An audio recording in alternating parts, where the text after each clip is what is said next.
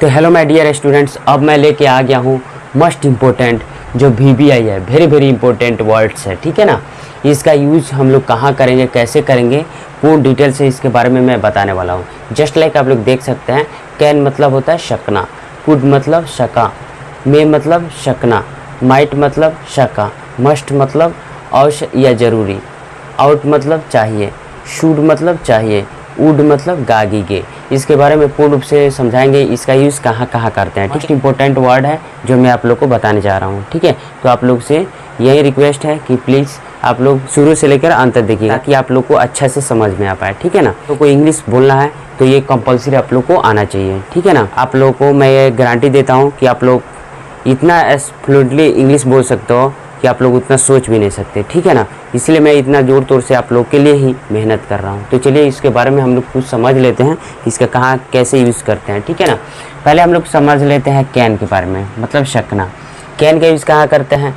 Can शब्द का अर्थ है शकना। ठीक है, यह वर्तमान काल में प्रयोग किया जाता है। ठीक है, जैसे मैं यह कैसे कह सकता हूँ। ठीक है, कैन मतलब शकना के अर्थ में किया जाता है। ठीक है, जैसे मैं कैसे कह सकता हूँ, how can I tell this, मैं वहाँ जा सकता हूँ।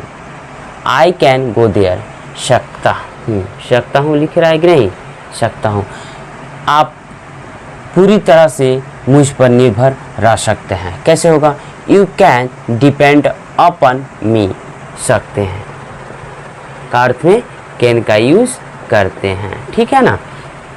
अब कूड का यूज हम लोग देख लेते हैं, कहाँ यूज़ करते हैं कूड का। कूड वास्तव में कैन की दूसरी अवस्था सेकेंड फॉर्म है, अर्थात कैन का पास्ट टेंस कूड है। इसीलिए इसका प्रयोग भूतकाल में ही किया जाता है। केवल इसका यूज़ कहाँ करेंगे, पास्ट टेंस में ही करेंगे। ठीक है ना। जैसे तुम अपने माँ बाप के लिए कुछ न कर सके, क्या होगा, you could do nothing for your parents. वह किस प्रकार मुझ पर विश्वास कर सकती थी। कैसे होगा, सकती थी यार, है ना, यानी how could see trust me. वह रोए बिना न रह सकी, सी कुड नॉट होल्ड वीपिंग। तो देखेंगे मे का यूज़ कहाँ करते हैं। ठीक है ना। तो मे का वही अर्थ है जो कैन का अर्थ है, अर्थात सकना। फिर भी दोनों में अंतर है। जब हम कह सके कि Zaheer can do this work, तब इसका अर्थ है कि ज़हीर में इस कार्य को करने की क्षमता है, अर्थात उसमें यह कार्य करने की ताकत है। जब हम कह सके ज़हीर डू दिस वर्क, तब इसका अर्थ है कि ज़हीर वह कार्य कर सकता है, अर्थात उससे इस कार्य को करने की आशा है। यह बात अलग है कि वह इस कार्य में सफल हो या न हो। परिश्रम करो ताकि सफल हो जाओ। वर्क हार्ड सो यू, क्या मैं आपसे बात कर सकता हूँ, मे आई टॉक टू यू, तुम छुट्टी ले सकते हो, you may go on leave. Might का यूज़ हम लोग कहाँ करेंगे, जैसे कुड शब्द कैन का भूतकाल था, उसी प्रकार माइट शब्द मे का भूतकाल है, अर्थात मे की दूसरी अवस्था यानी सेकेंड फॉर्म माइट है। इसका अर्थ भी शका है, इसका अर्थ क्या है, शका। ठीक है, शायद आप उससे मिले हो, क्या होगा, you might have met him, शायद वह वहाँ पहुँच ही गया हो। He might have reached there, शायद वह मुझे भूल गया हो। He might have forgotten me. Must का यूज़ हाँ करते हैं। मस्ट का प्रयोग किसी आवश्यक कार्य या पक्के इरादे के लिए किया जाता है। जब किसी कार्य को ज़रूर ही करना हो तो वहाँ मस्ट का प्रयोग होगा। ठीक है, जैसे यहाँ पे देख लीजिए, मैं वहाँ ज़रूर जाऊँगा, कंपल्सरी कि जाना है तो जाना है। आई मस्ट गो देयर, हमें गरीबों की सहायता करनी आवश्यक चाहिए। We must help the poor, तुम्हें अपने माँ बाप की आज्ञा का पालन अवश्य करना चाहिए। यू मस्ट ओबे योर पेरेंट्स। ठीक है, तो इस तरह से आप लोग सेंटेंस बना लीजिएगा। ठीक है, आउट का यूज़ कहाँ करते हैं, आउट के साथ टू अवश्य लगता है, टू हमेशा लगाएंगे, तथा इसका प्रयोग केवल कर्तव्य प्रकट करने के लिए किया जाता है। जैसे हमें गरीबों पर दया करनी चाहिए, कर्तव्य आ रहा है कि नहीं, क्या होगा, we ought to take pity on the poor.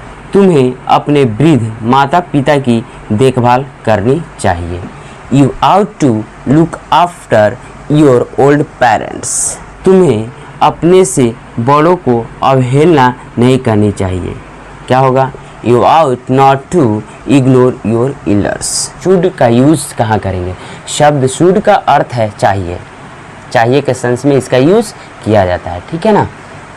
इसका प्रयोग सदा वर्तमान काल में किया जाता है, ठीक है, वर्तमान काल में ओनली यूज होगा इसका। आपकी कैसे सेवा करूं, how should I serve you, मैं आपके लिए क्या करूं, what should reach in time, तुम्हें गुस्सा नहीं करना चाहिए, you should not lose your temper, बच्चों को अपने से बड़ों का सम्मान करना चाहिए, children should respect the elders. Would का यूज हम लोग कहाँ करेंगे, चलिए इसका भी देख लेते हैं।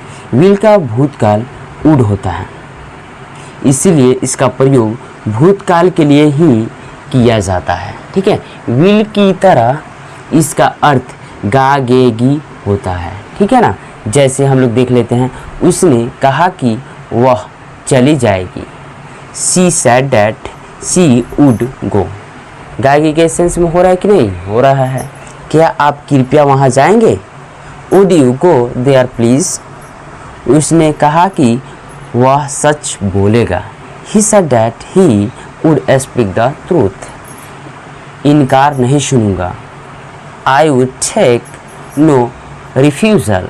माय डियर स्टूडेंट्स, आप लोग देख सकते हैं इसका मैं यूज़ भी लिखवा दिया हूँ, इस पर वाक्य भी बनवा दिया हूँ।